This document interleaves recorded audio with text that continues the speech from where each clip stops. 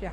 So, how's the experience been as well? It was really good. I mean, this is the first time I've come to JLF, and I think like what I found really amazing was that for my session, I thought it was quite a heavy subject, but I saw so many school children come in, accompanied by their teachers, and that is something like just wonderful, and so many young women, and like it was so good. And I honestly Monday, last day of the festival, I was not expecting like a lot of people to be there. So, and also JLF is such an melting point of thinkers, writers, common Indians. I mean, if if you have a message, I don't think you have a better platform than JLF. I think So really glad they called me, and I mean, I've had an amazing experience, and I hope to come back again.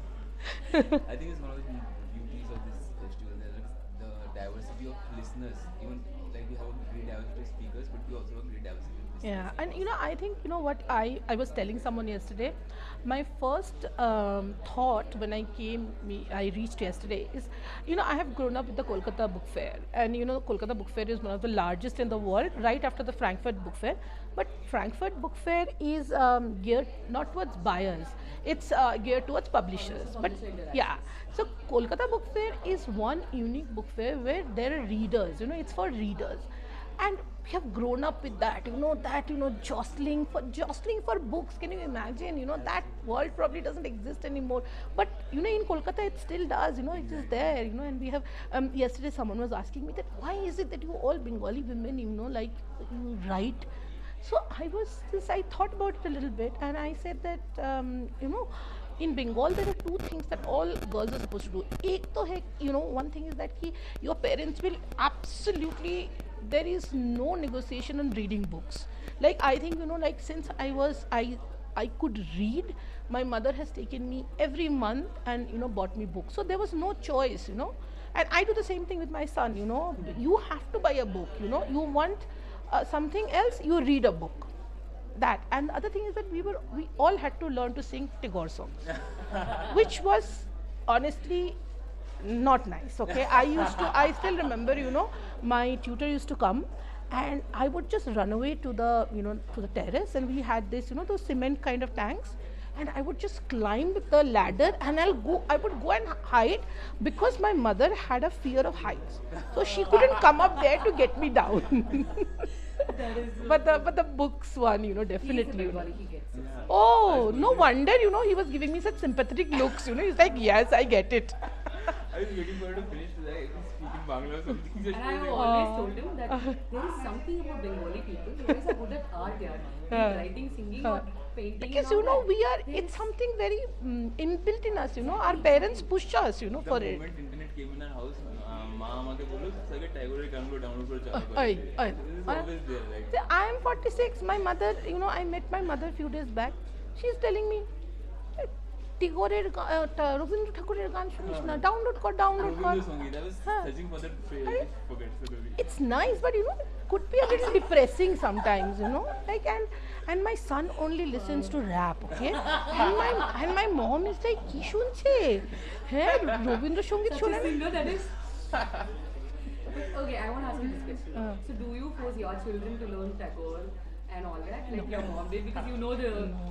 It's a different world, and I grew up in Kolkata. There was that atmosphere, and my son is growing up in Noida. He goes to a school. He doesn't even and me and my husband. My husband is also a writer and journalist, and both of us, we keep talking about this, that it's such a pity, because my husband's family, they're all writers, right? So my father-in-law was a very, cult figure. He's a very cult figure in Bengali literature, Navarun Bhattacharya. And then, Mahashweta Devi, she's his grandmother. So, and we feel so bad that, he will never be able to read those books in Bengali. He'll read them in translation, but he'll never read the Bengali. Those language options. So, and I actually went up to my son's school. My son studies in Shivnada school, and I requested them that I understand you are offering Spanish, German, all of those, but think about it.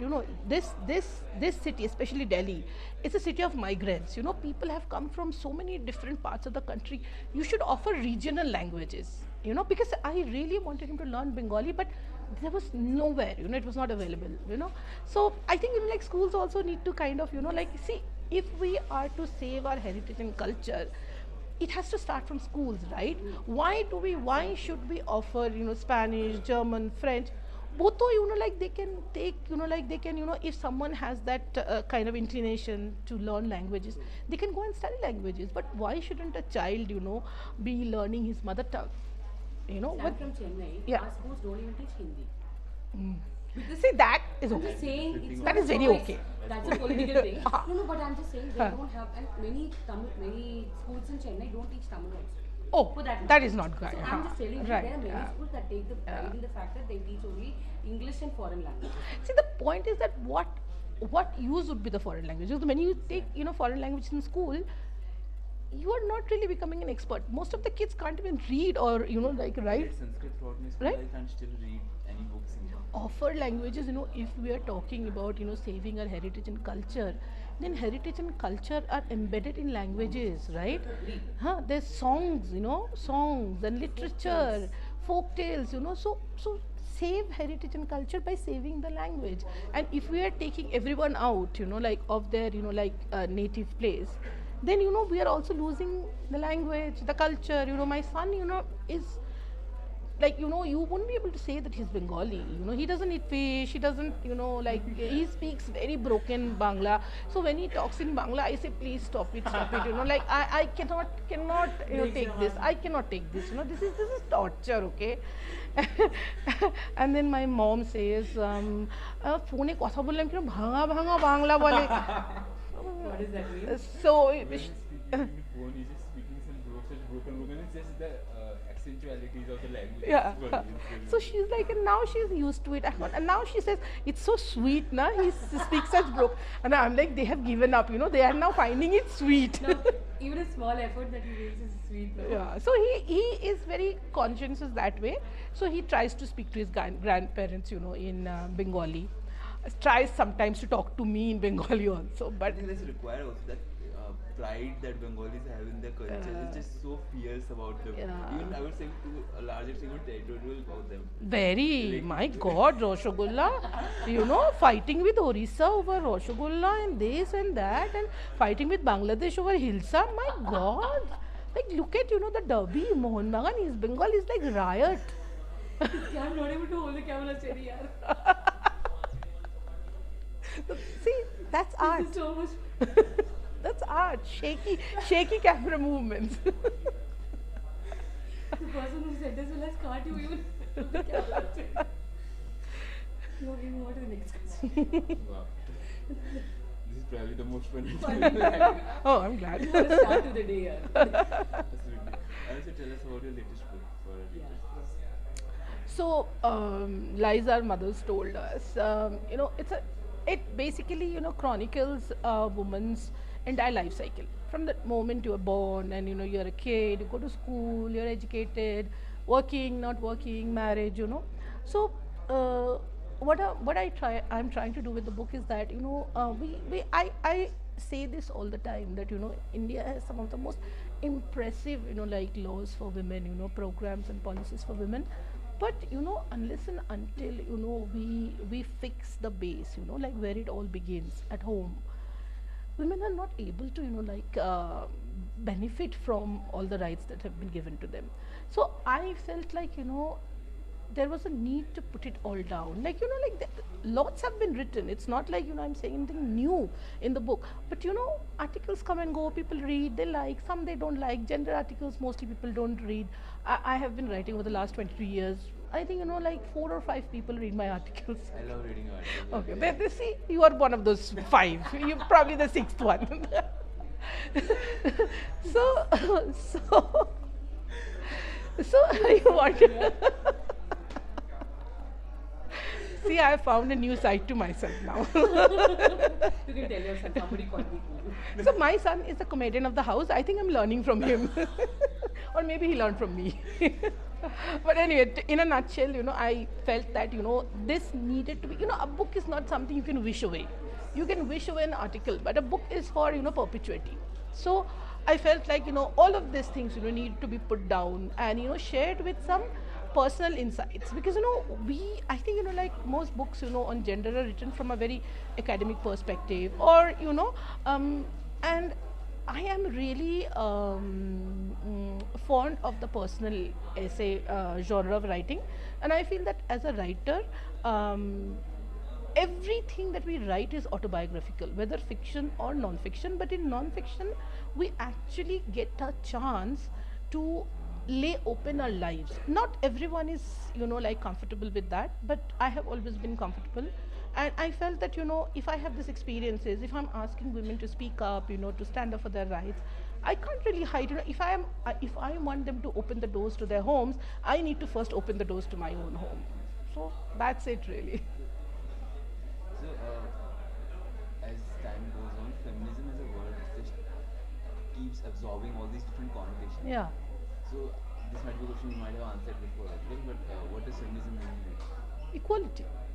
Simple, there is no other definition of feminism. You can say, Kamala Bhasin ji, she passed away unfortunately, said once that feminism is one of the most badnaam isms. Absolutely. People just define it the way they suits them, and and that goes for a lot of feminists also, but at the end of the day, it's about equality. And what's not to understand about that? It's not about hating men. It's just about, wanting your place under the sun. There's lots of space here, right? Why can't men and women coexist? Why does it have to be key? Oh, if a woman comes into the workforce, then, she's taking away some man's work. No. The economy is growing, there's space. In fact, like millions of women are missing from the workforce. Bring them back. I love that fact that you have brought it into your book, the Yeah. whole economic part of that. Yeah. It's because it's very necessary to show the practicality of. You have to put a price to Yes. everything nowadays, and which is why I wanted to have the chapter, because ठीक है, socially you are not bothered, you don't want women to have, at least understand that if women go, and it has been proven over and over that when women work, they don't just work for themselves. When women work, it benefits the community. They use the money, for the benefit of the community and their families. Men can be selfish. Men, will, use it for their own purpose, or drink, or whatever, like lots of like things. But it has been proven over and over again. So just let it be. It benefits you also. If your wife is earning, you are able to provide, like all of your, your family a better life.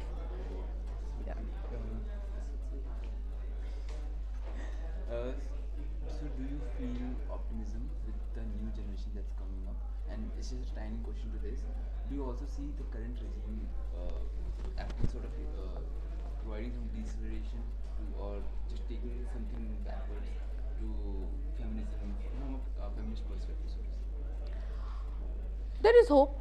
I think the hope comes from the next generation, kids like you. I think, you question a lot of things. I think, you don't just accept things the way they are.